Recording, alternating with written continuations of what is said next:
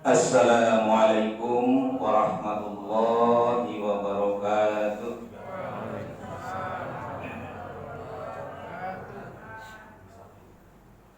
Alhamdulillahilladzi arsalahu bil huda wa dinil haqq liyudhhirahu 'alad dini kullihi wa kafa billahi syahida. Asyhadu an la ilaha illallah wahdahu la syarika lahu wa asyhadu anna Muhammadan 'abduhu wa rasuluh. Allahumma fassalli 'ala hadzal nabiyil karim wa rasulillahil 'alim. Amma ba'd. Ibu-ibu, bapak-bapak, adik-adik semua yang dimuliakan Allah Subhanahu wa taala. Pada kesempatan ini marilah kita kembali memanjatkan syukur kehadirat Allah Subhanahu wa taala. Kita semua masih diberikan nikmat iman, nikmat Islam serta kesehatan dan kesempatan. Insyaallah kita diberi kemampuan untuk menyempurnakan ibadah di bulan suci Ramadan tahun ini. Mudah-mudahan tahun-tahun berikutnya juga masih diberi kesempatan tadi oleh Allah Subhanahu wa taala. Amin ya rabbal alamin.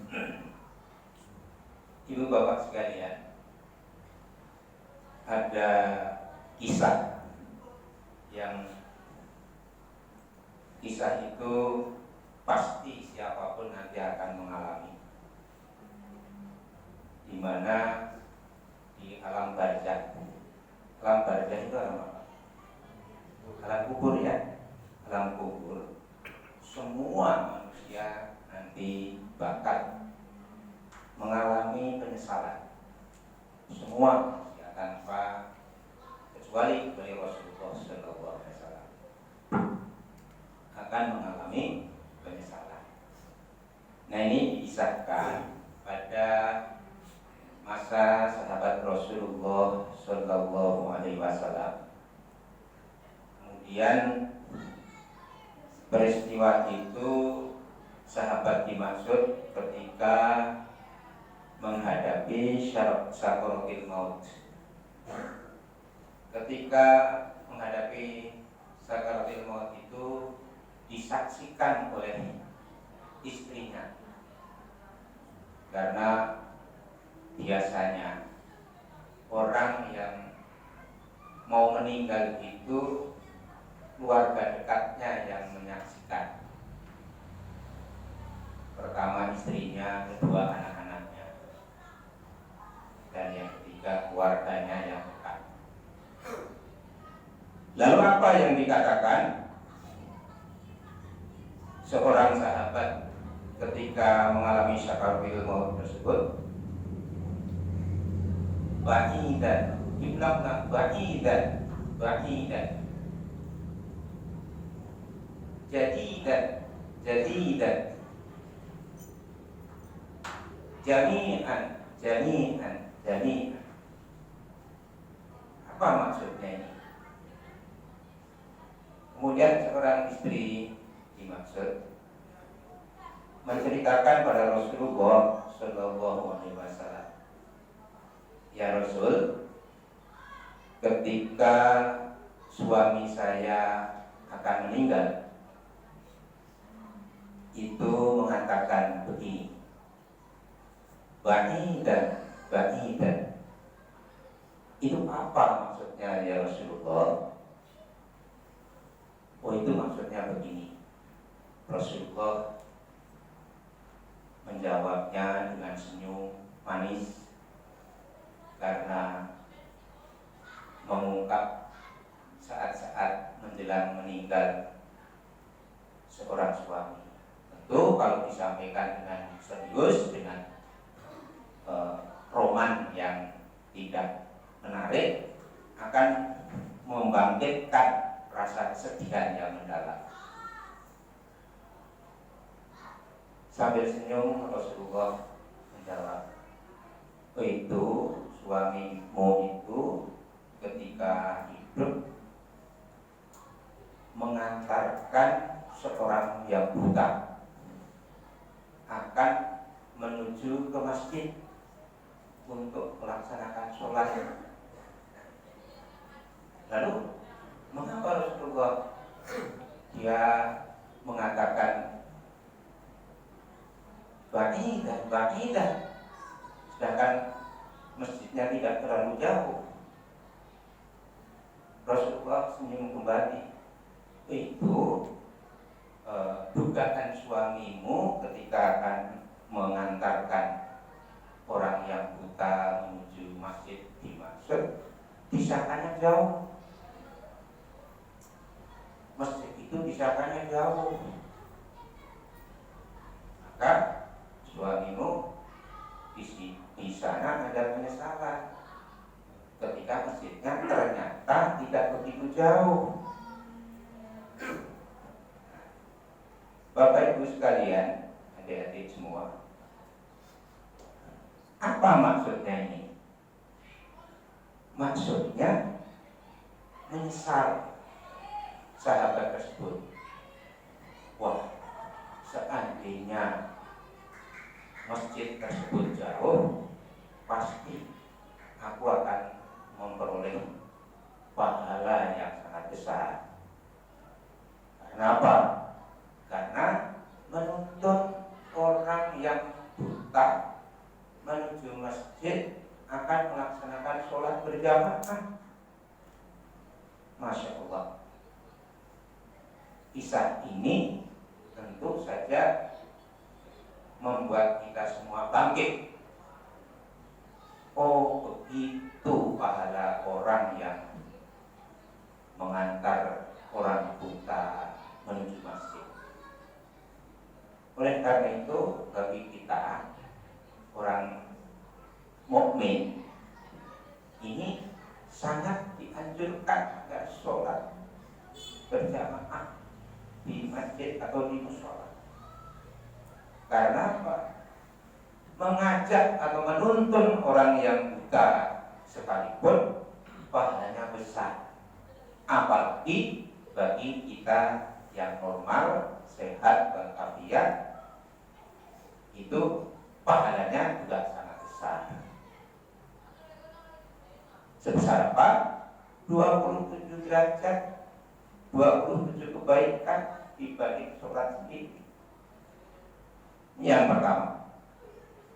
Yang kedua, jadi dan kalau ba'idan tadi artinya jauh, jadi dan baru. Ya, itu juga dikatakan oleh istrinya pada Rasulullah, diceritakan lagi. Lalu apa maksudnya ya Rasul?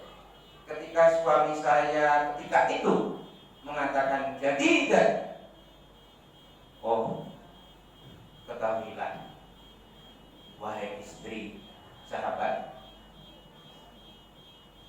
ketika itu suamimu mengenakan jaket berlapis dua, yang satu baru, yang satu lama, mengenakan jaket rangkap dua. Jadi satu orang mengenakan dua jaket karena musim dingin kan, musim dingin. Lalu apa yang dimaksudkan ya Rasulullah? Ketika itu di luar masjid, ketika pada saat akan selesai sholat berjamaah itu, ada seseorang musafir yang kedinginan. Di Mekah kan kalau musim dingin, dinginnya luar biasa. Tapi kalau musim panas, panasnya juga luar biasa. Ketika itu seorang sahabat tersebut mengeluh pada sahabat bahwa dia kedinginan, menggigil. Ya sahabat, saya sangat kedinginan. Mohon kiranya sahabat dimaksud merelakan jaketnya untuk menanggulangi kedinginan saya. Lalu dikasihlah jaket yang lama, ya. Kemudian sang istri sahabat dimaksud mengadu pada Rasulullah, itu apa maksudnya ya Rasulullah? Ketika suami sudah mengasihkan jaket, kemudian mengatakan jadi tidak, karena sadar, suamimu ketika itu sadar bahwa seandainya kita kasih yang baru, tentu akan lebih senang lagi dan pahalanya lebih besar lagi. Oleh karena itu, jamaah sekalian, mengasihi pada orang lain adalah kasihlah sesuatu yang baik. Karena dipisahkan pada masa Rasulullah ketika sahabat dimaksud sakaratul maut itu menceritakan sedemikian rupa bagaimana kebiasaan hidupnya, ya. Biasanya orang yang akan meninggal itu ingat semua, ya, tergantung kebiasaan hidupnya. Kalau kebiasaan hidupnya ahli sedekah, insya Allah nanti dimunculkan memori melaksanakan sedekah tersebut.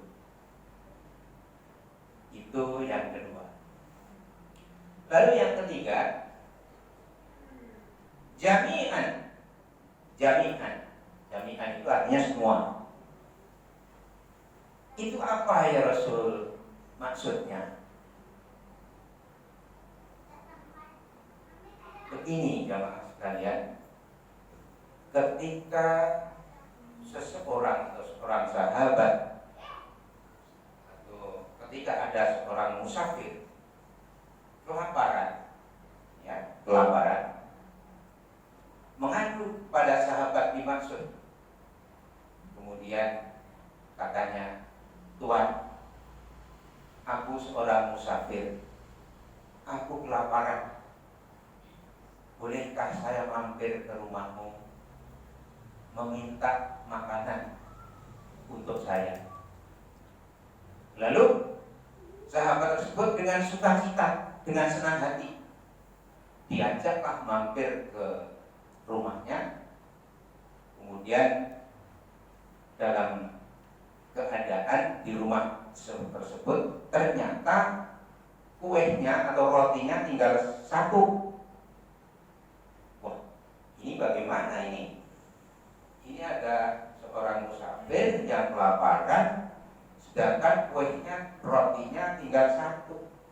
Kalau saya kasihkan semua, saya kelaparan. Kalau saya makan semua, musafirnya tidak bisa dikasih. Akhirnya apa? Roti yang satu tersebut dibelah bagi dua. Yang sebelah untuk musafir, yang sebelah untuk dirinya sendiri, untuk keluarganya. Nah, setelah tahu bahwa pahala orang yang sedekah, pahala orang yang memberi dimaksud adalah begitu besar, maka mengatakan jami'an, seandainya roti dimaksud saya berikan semuanya, sungguh aku akan memperoleh balasan yang besar, pahala yang besar oleh Allah Subhanahu wa ta'ala. Ibu bapak sekalian, hal ini terkandung maksud betapa besarnya sedekah di bulan suci Ramadan ini, betapa besarnya kemurahan hati seseorang itu di bulan suci Ramadan. Masya Allah. Yang kedua, kisah yang kedua adalah keistimewaan bulan Ramadan adalah bulan di mana orang-orang yang beriman akan memperoleh menjalankan ibadah istimewa dimaksud. Apa itu ibadah istimewa? Karena disebut istimewa karena tidak ada ibadah di luar Ramadan. Apa coba kira-kira yang kita kerjakan yang tidak ada di bulan yang lain? Tarawih, ya kan? Pinter, sudah pinter ibu-ibu. Iya. Jadi sholat tarawih itu hanya di bulan suci Ramadan saja. Waktu, hari, tahunnya sudah ditetapkan. Berbeda dengan witir. Witir boleh nggak dikerjakan di bulan lain? Boleh. Lalu qiyamul lail boleh nggak dikerjakan di bulan lain selain Ramadan? Boleh. Jadi bulan Ramadan itu boleh sangat dianjurkan ya. Kalau saya katakan sangat dianjurkan itu sunnah muakkad ya. Sunnah muakkad, namanya sunnah muakkad. Sunnah yang sangat dianjurkan untuk melaksanakan tarawih, sholat witir, dan sholat tahajud dan sunnah lainnya. Itu bulan di Ramadan. Tapi di bulan lain nggak boleh tarawih sendirian, nggak boleh tarawih berjamaah di bulan lain selain Ramadan. Tapi boleh mengerjakan sholat witir ya. Di luar Ramadan boleh witir, boleh melaksanakan sholat tahajud atau sholat sunnah yang lain. Nah inilah yang disebut keistimewaan bulan suci Ramadan.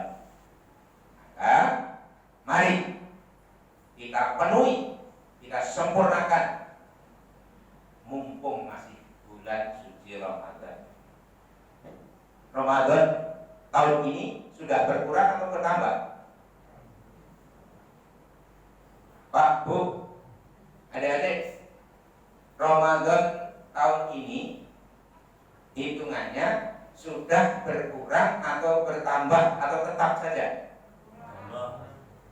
Ya, ada yang jawab tambah, ada yang kurang.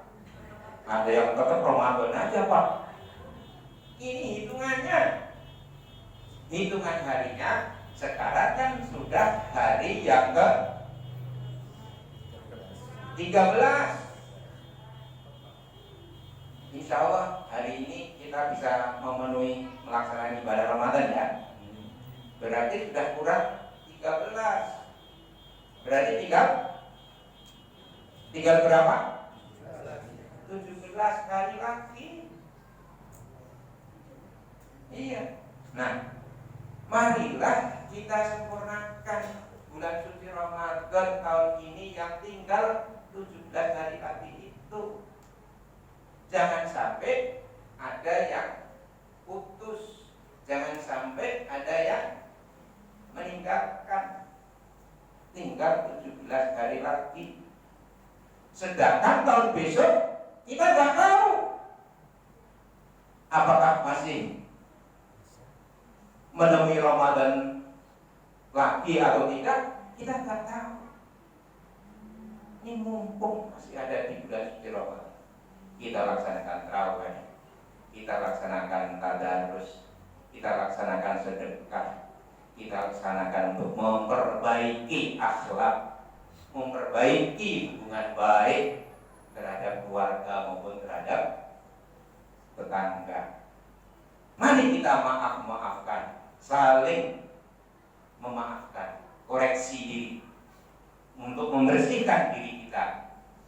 Mumpung masih ada di bulan Ramadan, di mana bulan ini Allah menjamin semua dosa masa lalu orang yang beriman itu akan diberikan ampunan semua. Ya. Pada bulan lain tidak ada jaminan seperti itu. Sedangkan dosa kita sudah terlanjur banyak. Kapan lagi kita mendapat ampunan dari Allah dengan puasa Ramadan sempurna sehingga akan mendapatkan ampunan Allah dimaksud. Sedangkan Ramadan semakin berkurang hitungannya tahun ini. Ya. Yang ketiga, bulan Ramadan adalah bulan diturunkannya Al-Quran. Ya, atau yang dikenal dengan malam apa? Lailatul Qadar. Ya. Syahrul Ramadan alladzi unzila fihi al-Qur'an. Ya. Bulan Ramadan adalah saat diturunkannya Al-Qur'an. Seandainya Al-Qur'an tidak turun pada saat itu, bagaimana akhlak manusia? Sering para ustadz mengatakan manusia hidupnya kalau hayawan, akan seperti hewan. Betul, karena tidak mengenal mana yang muhrim, mana yang bukan muhrim. Tidak akan mengenal mana yang boleh, mana yang tidak, mana yang halal, mana yang haram. Gak mengenal aturan. Mana yang jenis laki-laki, jenis perempuan, tidak bisa membedakan. Nah, inilah makna diturunkannya Al-Quran sebagai pegangan hidup umat manusia. Kalau Quran diturunkan itu bukan saja untuk orang yang beriman, sebenarnya bagi seluruh hamba Allah, bagi seluruh umat. Bapak Ibu sekalian, oleh karena itu marilah belajar membaca Al-Quran, belajar menafsirkan, belajar memahami makna Al-Quran, belajar menjalankan perintah Al-Quran dan larangan Al-Quran. Mari kita baca baik di rumah maupun di musola maupun di masjid. Al-Quran hendaknya jadi pendamping hidup kita, sehingga cinta Al-Quran itu bukan saja diucapkan. Rasul Shallallahu Alaihi Wasallam bersabda, "Zayyinu buyutakum bi qiraatil Quran." Hiasilah rumahmu masing-masing. Zayyinu buyutakum, zayyinu buyutakum. Hiasan yang paling indah di rumah kita adalah bacaan ayat suci Al-Quran. Rumahnya mau megah, mau tidak megah, rumahnya mau kecil atau mau besar, rumah nyewa ataupun tidak nyewa, kalau sering penghuninya membaca ayat-ayat suci Al-Quran, insya Allah rumah itu artinya bersinar. Bersinar. Paling tidak hidup penghuninya itu akan tenang, tentram. Karena setiap hari, setiap saat terdengar suara kalimatullah, ayat-ayat suci Al-Quran. Oleh karena itu, saya menghimbau, mengajak pada kita sekalian, mari kita belajar, mari kita belajar Al-Quran. Baik kesempurnaan bacaannya maupun cara memahaminya, maupun bagaimana cara mengaplikasikan atau menjalankan atau melaksanakannya. Tidak bisa keseluruhan, ya sedikit demi sedikit.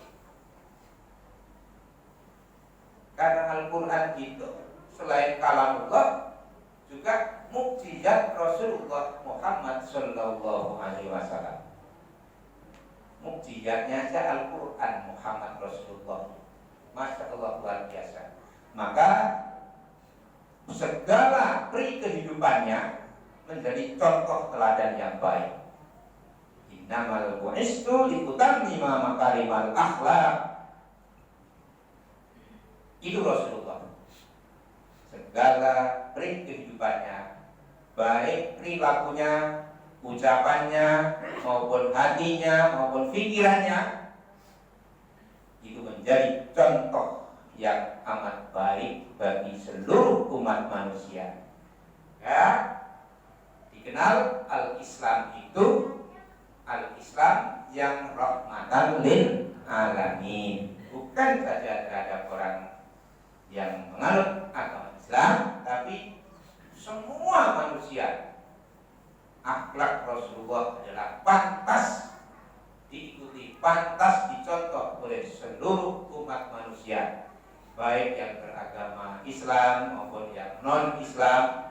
Itu tidak ada tandingannya akhlak Rasulullah itu. Maka kita sebagai orang mukmin seyogyanya mengitbak atau mencontoh akhlak Rasulullah Sallallahu Alaihi Wasallam. Nah, pada akhirnya saya tidak akan panjang lebar. Mari kita galakkan sedekah kita, zakat kita, infak kita, takjil kita yang biasa memberikan takjil ditingkatkan, yang biasa infak di musola ini maupun di masjid lain ditingkatkan. Buat apa uang banyak pada akhirnya nanti kita tinggalkan semua, daripada kita menyesal nanti di alam barzakh. Kenapa saya infak hanya 2.000? Kenapa saya infak hanya 5.000? Kenapa saya infak di musola hanya 10.000? Sedangkan harta yang kita miliki, yang kita cari itu nanti pada akhirnya semua kita tinggalkan, kecuali yang sudah kita amalkan, yang sudah kita manfaatkan. Yang kedua, marilah kita penuhi bulan suci Ramadan ini, baik untuk tarawihnya maupun witirnya maupun sholat tahajudnya. Mudah-mudahan kita diberikan kekuatan oleh Allah Subhanahu wa Ta'ala sehingga bisa menjalankan Ramadan ini dengan sempurna. Amin ya rabbal alamin. Yang ketiga, marilah kita pelajari Al-Quran sedapat mungkin, sebisa mungkin. Ya. Kalau yang belum bisa membaca Al-Quran Arabnya, ya sudahlah, sementara ditranslate belum membaca Arab Latin, ya kan? Membaca Arab Latin, artinya Arab yang ditulis dengan bahasa Latin. Iya, karena memang dalam kondisi terpaksa. Nah, oleh karena itu bagi kita wajib hukumnya menuntut ilmu itu. Maka media pengajian malam Jumat itu penting.